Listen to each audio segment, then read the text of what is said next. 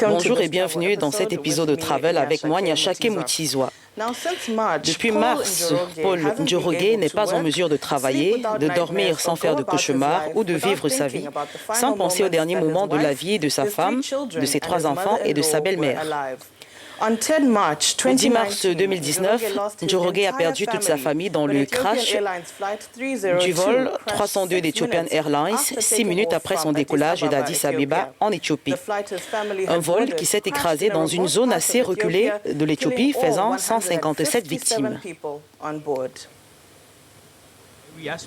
Chaque aspect de ma vie me rappelle que je ne suis pas avec eux. Je conduis le long de la route.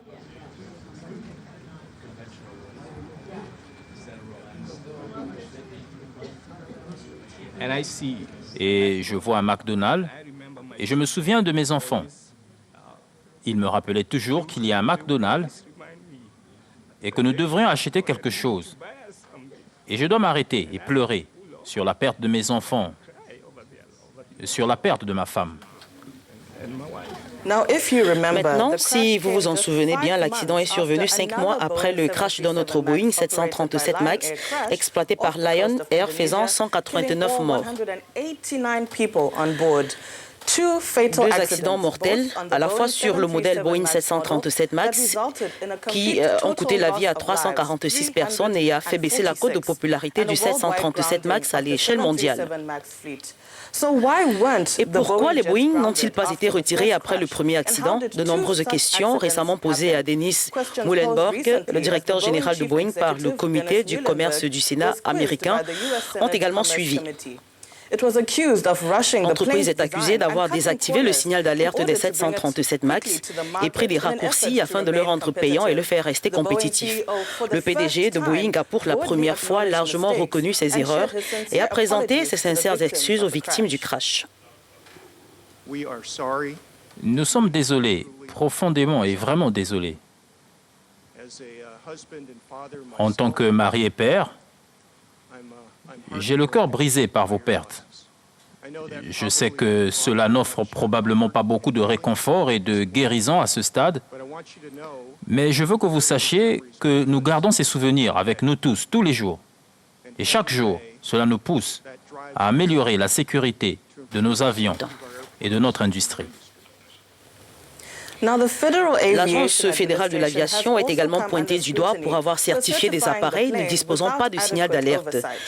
En juillet, la société a annoncé qu'elle créerait un fonds de 100 millions de dollars pour les familles des victimes et qu'elle distribuerait les premiers 50 millions de dollars indépendamment de toute procédure judiciaire. Ce qui malheureusement n'enlève le chagrin des différentes familles.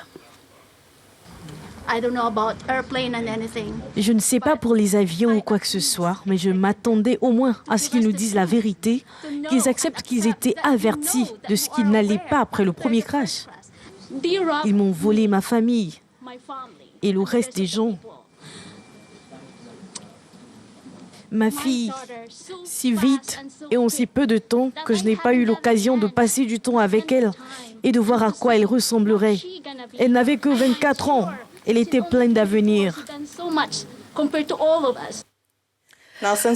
Depuis l'immobilisation de la flotte des 737 MAX en mars, Boeing a annoncé qu'il allait activer le système de stabilisation de l'avion et procéderait à des révisions.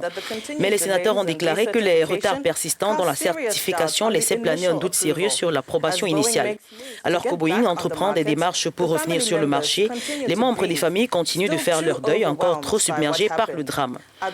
D'autres, tels que Paul Njoroge, ont trouvé la force et la détermination de s'exprimer et promettent même de continuer à veiller à ce que la flotte de Boeing 737 reste clouée jusqu'à ce que justice soit rendue pour sa famille bien-aimée. Continuons la conversation sur Facebook et Twitter, @Nyashake Mutizwa. À la prochaine.